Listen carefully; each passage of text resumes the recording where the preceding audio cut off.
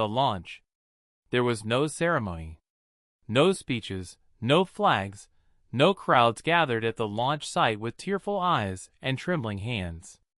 The UNSS Adamant, Earth's first and only true warship, 7 years in the making, rose from its construction dock above the lunar surface in complete silence, watched only by the skeleton crew of engineers who had built it and the handful of military officials who had authorized it. It was 3 kilometers long. It had no equal anywhere in the known galaxy. Not because humanity had superior technology, but because no other species had ever been desperate enough, angry enough, or stubborn enough to build something this singular in purpose. It was not an exploration vessel.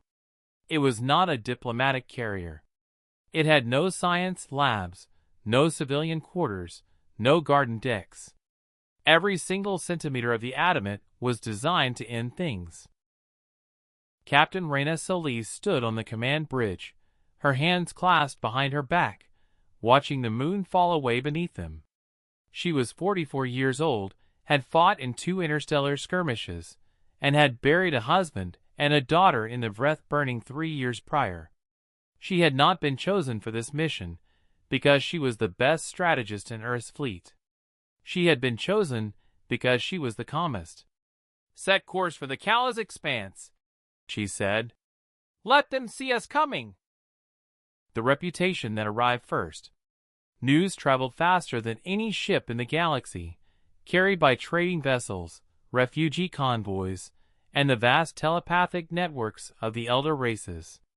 By the time the Adamant reached the outer edges of the Kalos expanse, the political and commercial heart of the known galaxy, home to 43 recognized civilizations, word had already spread.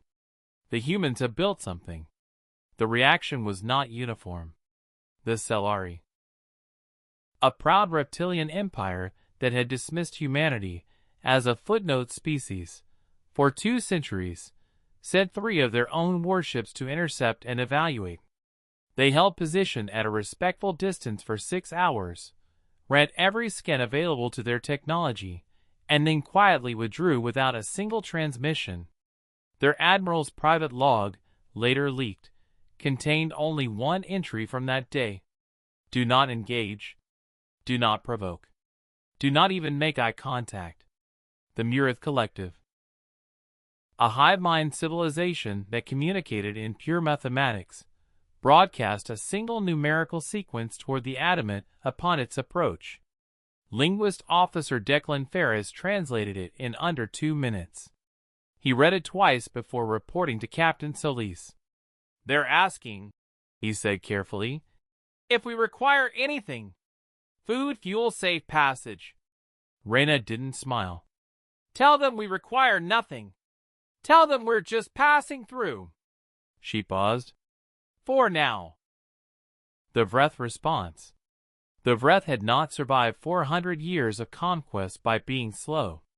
Within 48 hours of the Adamant entering the Kalos expanse, a Vreth command fleet of 60 vessels moved to intercept, not to attack, their formation suggested, but to assess. The Vreth were methodical. They had destroyed hundreds of civilizations, and they had done so by never underestimating the arithmetic of war. They ran their scans. They assessed the Adamant's hull composition, weapons arrays, shielding architecture, and drive signature. Then they ran the scans again. On the bridge of the Adamant, Lieutenant Haruto Mori watched the Vreth formation on the tactical display and noted something he had never seen in any recorded encounter with the species. "Captain," he said slowly, "they've stopped moving." 60 Vreth vessels, hanging motionless in space. No advance. No weapons charge. No communication. Just stillness. "They're thinking," Rena said quietly. "About what?" She looked at the tactical display for a long moment, at the 60 Vreth ships, and at the single human vessel facing them. "About whether the math still works in their favor." The only shot ever fired. The Vreth made their decision after 19 minutes of stillness. One vessel, A mid-class Vreth destroyer, perhaps acting on old instinct, perhaps testing, charged its forward weapon array and fired a single ranging shot across the Adamant's bow. A warning. A probe. A question disguised as aggression. Reyna didn't flinch. "Target the firing vessel," she said. "Full primary array. One shot. Captain, that will. One shot." The Adamant's primary weapon discharged once. The Vreth destroyer ceased to exist. Not damaged. Not disabled. Simply removed from the physical universe in a single, clean, instantaneous action. 59 Vreth vessels remained. Not one of them moved. Not one of them fired. Reyna leaned back in her command chair and addressed the communication officer without raising her voice. "Open a channel to the entire Kalos expanse. Every frequency, every civilization, every vessel within range." "Channel open, Captain." She spoke 4 sentences. "My name is Captain Reyna Solis of the United Nations Starship Adamant, representing the people of Earth. 3 years ago, your fleet burned our world and killed 6 billion of our people. We have not forgotten. We have not forgiven." She closed the channel. Across 43 civilizations, in that moment, something shifted.